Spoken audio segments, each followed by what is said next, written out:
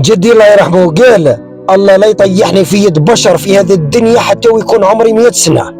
وان شاء الله يا ربي كي نموت بصحتي ونموت نظيف، ما يخدم عليا حتى واحد وما يتمزع عليا في الاخر. واحنا نقول والله لا يحوجنا البشر، تروح تتحثو وتقول والله يسترك ويبقي عليك ستر وجيتك بجاه بي وعلى وجه ربي يقضي لي وفري لي وراني طحت من السما جيت في يدك. الله لا يوصلنا لهذا الدرجه، ومن بعد يدير فيك الطريق ويولي يهدر فيك للناس. هذاك والله هذاك العمي ما فريتهالوش انا، ما يفريها والله غير انا اللي فريت له شغالات وجاليه غير يبكي بالدمع. وربي سبحانه من فوق راه يخزر فيك ويقول واش بيه هذا، خلاني انا الفتاح الرزاق وراح البشر كيف بعضهم. يدير له خيط في برال وكان ما ناذلوش انايا. وربي سبحانه راه غيور، قال لك بعد الشده ياتي الفرج، ان بعد العسر يسرا. واعطانا مفتاح في الدنيا هذه اللي هو الصبر. قال لك اصبر شويه نعطي لك حاجه كي تكون مكتوبه لك والله غير تجيك الباب الدار، وحاجه كي تكون مش مكتوبه لك والله وتروح لمن تروح ما تفري لك وما تقضى لك شغل. ما لا نصيحه دير النيف لروحك وما تتكل في الدنيا غير على ربي سبحانه. التاجر كي نوض صباح ربي يهز الريدو يقول يا فتاح يا رزاق، ما يقولش يا فلان ويا فلان. واحد كي يكون مقبل على حاجه راح يديرها اول كلمه يقولها يا ربي تكلت عليك. في ابناء سخصوا باباهم عمره فات 90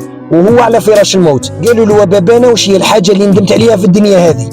قال لهم ندمت على حوايج بزاف، قلقوني ودرت لهم حساب وتحيرت وكرهوا لي حياتي وصمتوا لي حياتي، وهاني على فراش الموت ما لحقونيش اصلا وما مش تاوعي. ما كانش في الدنيا هذه قد الاتكال على الله سبحانه وتعالى، والله يهدينا.